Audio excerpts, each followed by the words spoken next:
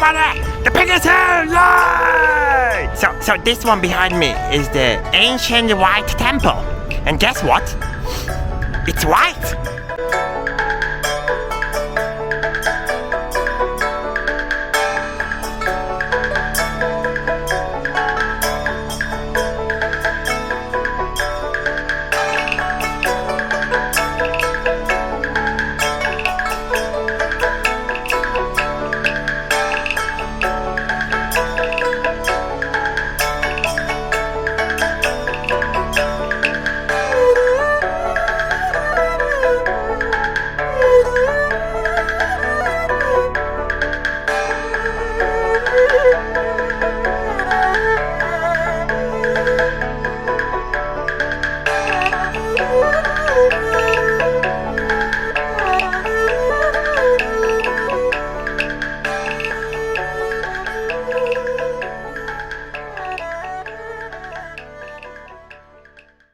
The temple is white, the pig is pink.